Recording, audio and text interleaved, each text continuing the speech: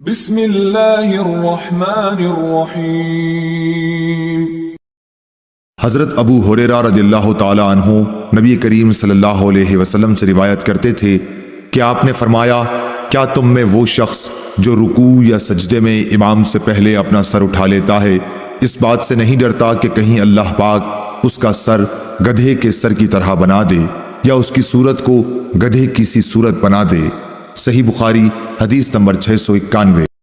حضرت نافع نے حضرت عبداللہ بن عمر رضی اللہ تعالی عنہ سے روایت کیا ہے کہ جب پہلے مہاجرین رسول اللہ صلی اللہ علیہ وسلم کی ہجرت سے بھی پہلے قباء کے مقام عصبہ میں پہنچے تو ان کی امامت ابو حذیفہ کے غلام سالم رضی اللہ تعالی عنہ کیا کرتے تھے۔ آپ کو قرآن مجید سب سے زیادہ یاد تھا۔ صحیح بخاری حدیث نمبر 692۔ انس بن مالک رضی اللہ تعالی عنہ سے روایت ہے کہ نبی کریم صلی اللہ علیہ وسلم نے فرمایا، اپنے حاکم کی سنو اور اطاعت کرو، خواہ ایک ایسا حبشی غلام تم پر کیوں نہ حاکم بنا دیا جائے جس کا سر سوکھے ہوئے انگور کے برابر ہو۔ صحیح بخاری حدیث نمبر 693۔ حضرت ابو ہریرہ رضی اللہ تعالی عنہ سے روایت ہے کہ رسول اللہ صلی اللہ علیہ وسلم نے فرمایا کہ امام لوگوں کو نماز پڑھاتے ہیں، پس اگر امام نے ٹھیک نماز پڑھائی تو اس کا ثواب تمہیں ملے گا، اور اگر غلطی کی تو بھی تمہاری نماز کا ثواب تم کو ملے گا اور غلطی کا وبال ان پر رہے گا۔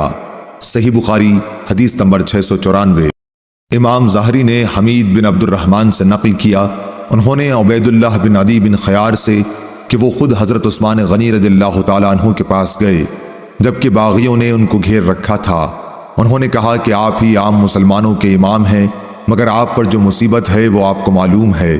ان حالات میں باغیوں کا مقررہ امام نماز پڑھا رہا ہے، ہم ڈرتے ہیں کہ اس کے پیچھے نماز پڑھ کر گنہگار نہ ہو جائیں۔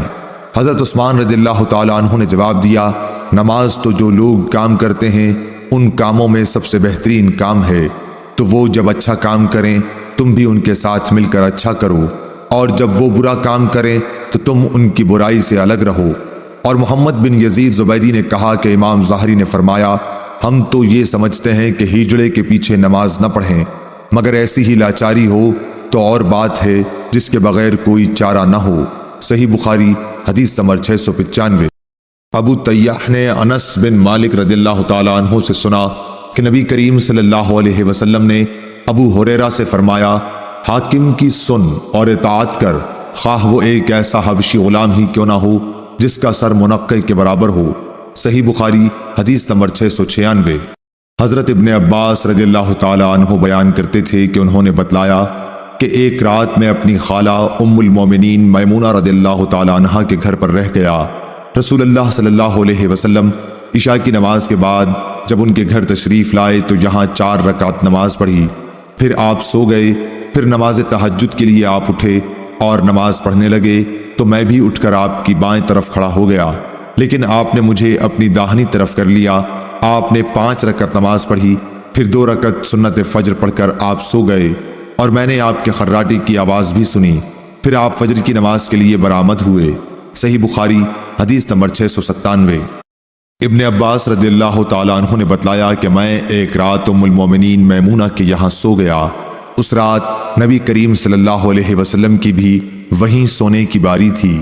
آپ نے وضو کیا اور نماز پڑھنے کے لیے کھڑے ہو گئے، میں آپ کے بائیں طرف کھڑا ہو گیا، اس لیے آپ نے مجھے پکڑ کے دائیں طرف کر دیا، پھر 13 رکعت وتر سمیت نماز پڑھی اور سو گئے، یہاں تک کہ خراٹے لینے لگے، اور نبی کریم صلی اللہ علیہ وسلم جب سوتے تو خراٹے لیتے تھے۔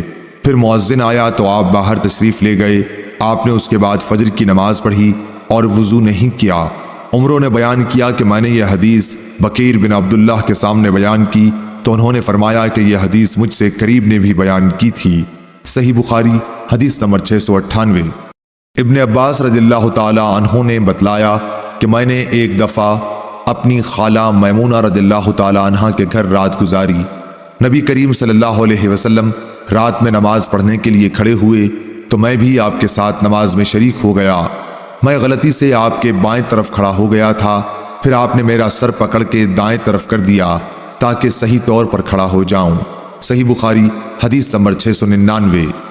مسلم بن ابراہیم نے بیان کیا کہا کہ ہم سے شعبہ نے عمرو بن دینار سے بیان کیا، انہوں نے جابر بن عبداللہ سے کہ معاذ بن جبل نبی کریم صلی اللہ علیہ وسلم کے ساتھ نماز پڑھتے پھر واپس آ کر اپنی قوم کی امامت کیا کرتے تھے۔ صحیح بخاری حدیث نمبر 700۔